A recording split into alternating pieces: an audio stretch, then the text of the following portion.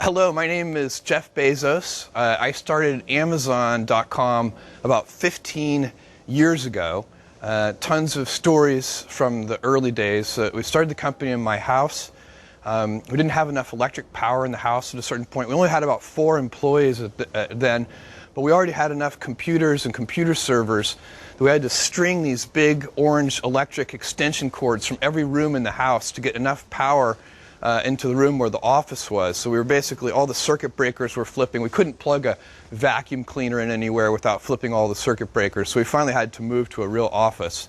When we launched the store, we made a very early mistake. It's one of my favorite software bugs of all time. We found that customers could order a negative quantity of books, and we would credit their credit card with the price, and I assume wait around for them to ship us the books.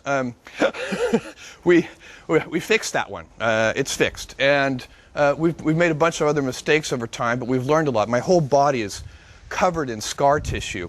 We initially programmed a bell to ring every time we got an order, and I'm very pleased to say that within the first 30 days of doing business, that bell got annoying, so we had to turn it off. There was a great moment when we were examining every order that would come into Amazon, and it was always a family member placing the order. And the first order that we got from a stranger, I remember, there were probably half a dozen or 10 of us in the company at that time. We're all gathered around after the bell rang and looking at the order, and we're like, is that your mom? That's not my mom. And thus it began. A lot has happened over the last 15 years. As I said, we've made a lot of mistakes. We've learned some things. And I want to tell you everything I know. I can guarantee you everything I know. It's a very short list. This won't take long, and it's complete too. All right. Well, the first thing I know is that you need to obsess over customers. I can tell you that we have been doing this from the very beginning, and it's the only reason that Amazon.com exists today in any form. We've always put customers first. When given the choice of obsessing over competitors or obsessing over customers, we always obsess over customers. We pay attention to what our competitors do, but it's not where we put our energy. It's not where we get our motivation from. We really like to start with customers and work backwards. And again, that is the key thing that I know, and it covers a lot of other mistakes. If you're truly obsessed over customers, it'll cover a lot of errors. The second thing I know is invent. It's really important to invent. Anytime we have a problem, we never accept either or thinking. We try to figure out a solution that gets both things. And that often requires invention, but you can invent your way out of any box if you believe that you can. And what we talk about is inventing on behalf of customers.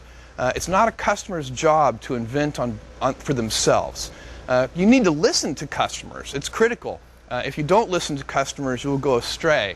But they won't tell you everything, and so you need to invent on their behalf. And that focus on invention has served us well. Some of the recent things, even Kindle, not just Kindle, but EC2, the Elastic Compute Cloud, these are things that we would have never gotten to if we didn't have an inventive culture. But also, those are kind of large grain things, but there are small things too. And then,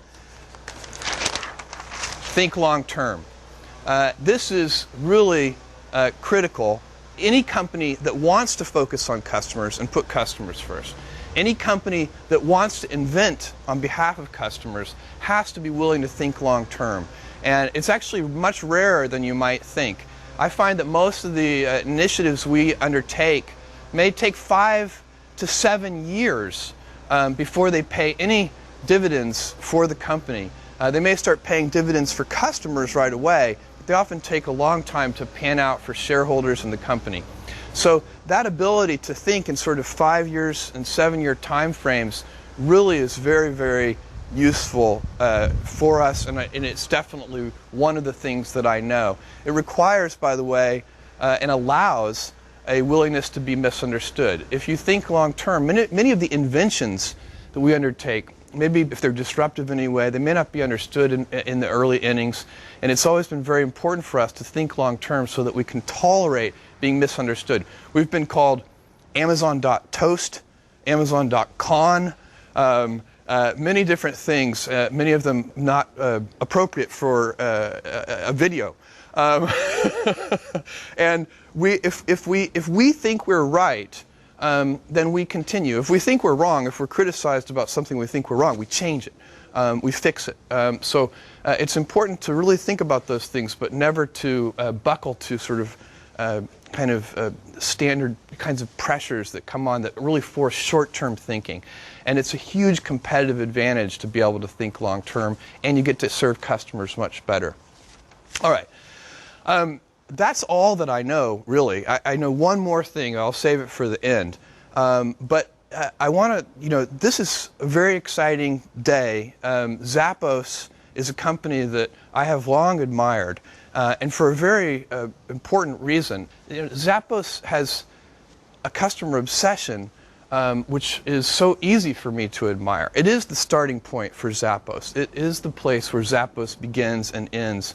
And that is a very key factor for me. And I'm kind of, I get all weak-kneed when I see a customer-obsessed company. And Zappos certainly is that. Zappos also has a totally unique culture. It's unique. I've seen a lot of companies, and I have never seen a company with a culture like Zappos's. And I think that that kind of unique culture is a very significant asset, and I'm super excited about that.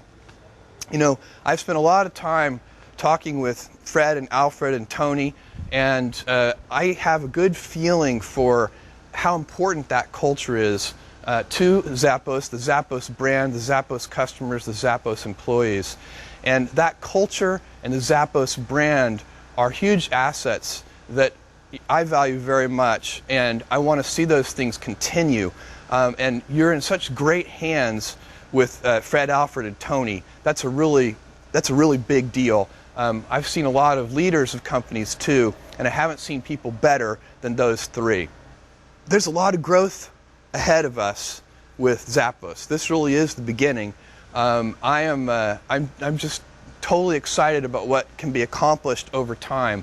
My belief is we haven't seen anything yet, as much as Zappos has accomplished already, and it's a lot. With that unique culture and that great Zappos brand and those terrific leaders, I know that it's just the very beginning. And that brings me to my final thing that I know. It's always day one. There's always more invention in the future, always more customer innovation, new ways to obsess over customers. I'm super excited about Zappos.